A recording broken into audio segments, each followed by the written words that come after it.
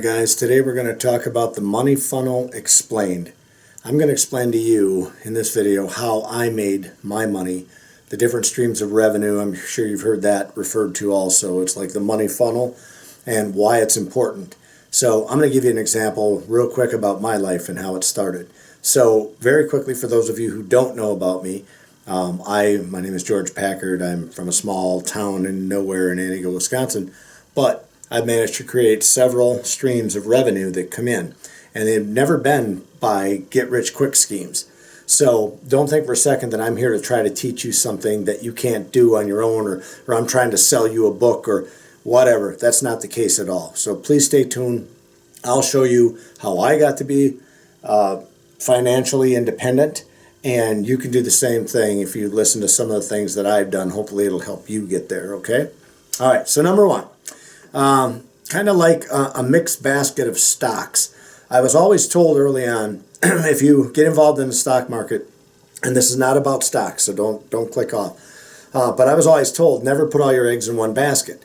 Well, what that means is don't just simply rely on one thing. Give you a prime example. I worked for a major retail company, Kmart, back in the day, and I had been with them for 13 years, and I thought I had a future with them, and I was being groomed for a district manager position, so on and so forth. Well, they called us in one day after Christmas and fired all of us. It was just company downsizing. And I got it in my mind at that point that I would never again let corporate America have control of me. And I was devastated because I had lost my job after 13 years, okay? So I had to come up with something else, and I wasn't a very well-educated person at all. I did not graduate from high school. I went and I got my GED. I'm pretty much self-taught after that. So if I can do this, you can do this, okay? So just stick with me to the end, please, because I think you'll see in the end how having several different types of revenue is something you can do as well on your end and why it's so important, okay? All right, so that being said, this is how I started out. So this is going to be my story. Yours can be different. It can be whatever you want it to be. It's your life. It's choices you make in your life. But let's get started. This is the very beginning. I started a small lawn care company. All right. So I was doing lawn mowing, okay?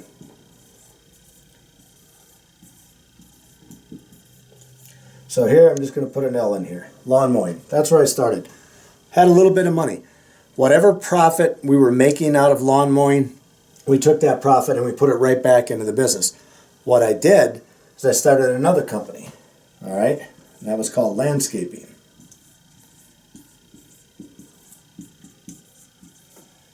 All right, so this was the lawn mowing, landscaping here.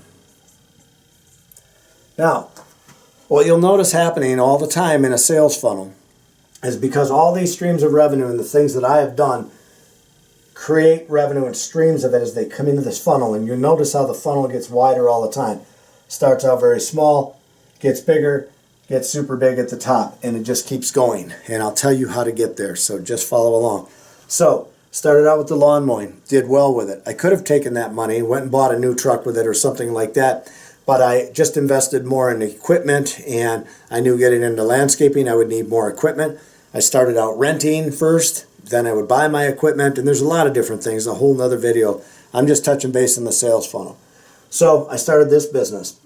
It brought much more money into my company, okay? So now I have more money to work with, so I had more money that I had made that I was able to put aside. So when I talk about starting these businesses, when I started out mowing, I guess I should back up, I just had old used mowers, an old used trailer, and an old rusted out pickup truck, and that's how I started, okay? But instead of taking that money and upgrading to a brand new mower, a brand new truck, I would save, and I would only buy the things that I needed, okay? And I started out renting equipment, okay? Renting a skid steer and a power rake and a dump truck, whatever I could find to help me get the materials done. I used to put lawns in by dragging a bed spring behind me because that's all I knew to do, you know. So anyway, we made good money at that. I saved that money, and from there we opened up a retail garden center, which fit perfectly for us. So we got a retail garden center right here.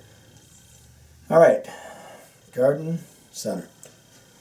That made money, okay, and it continues to make money, and it was a perfect fit for what I was doing. We were buying equipment, and we were getting more and bigger into the landscaping. It only made sense to get a garden center. Well, we turned it into a retail one where we sell trees and shrubs and rocks and mulches and topsoil and things of that nature, okay, and make good money at that. But here again, instead of going out blowing that money on a big house or this or that, and things that we just didn't need at the time, we started our very first vape shop.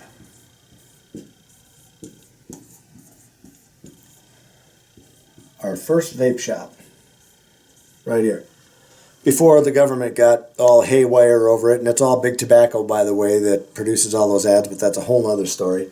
Anyway, the vape shop did so well that we opened up a second vape shop.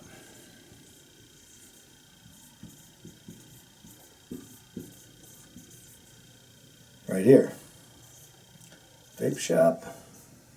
Vape shop. All right. Notice what's happening. We're getting bigger. We're taking the money from our first vape shop that we saved all year long, and we had profited, and we could have went out, did the same thing, blew it frivolously. We did not. We took that money, invested it into a second vape shop, and now we're making double the money here, and guess what we did with that? Instead of blowing that money, we went another step. We opened up a CBD shop.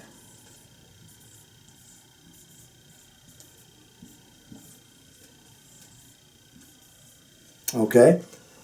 So now, not only do we have the mowing that brings in money, we have the landscaping that brings in money, the retail garden center brings in money, the first vape shop brings in money, the second vape shop brings in money, as well as the CBD shop. That one's a bit of a struggle, but it's still bringing in money. And it's new. We just started it out. It's going to take time to grow. In my small town where I'm at, we're a little behind the times here. But regardless, I feel that there's a good future for this stuff in its place, and it's coming. So anyway, we got into that and started to turn things around and the funnel just keeps getting wider and wider. Catch this as this goes along. Let it apply to you any way you want. You don't have to take my path, but I'm just showing you how we did it. In a matter of 20 years, this is what we've done, okay? Or 30 years. I guess that'd be about 30 years. But anyway, then after we opened that, we started a pest control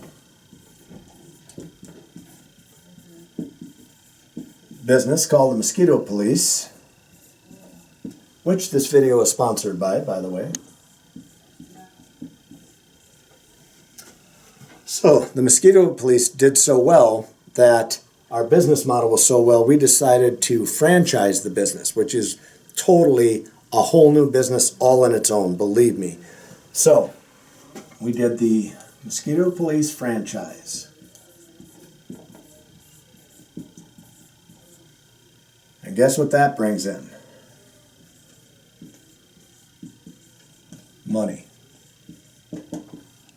Okay? Notice what's happening with the funnel and how the funnel is getting filled up with all these different streams of revenue that are coming into it, right? Notice how that's happening. The final thing, we did invest in stocks. Actually, and this is back in the Kmart days, I'd been in the 401k and all that, and I was very aggressive with my stocks, so that's paid dividends for me. So one thing that I do have here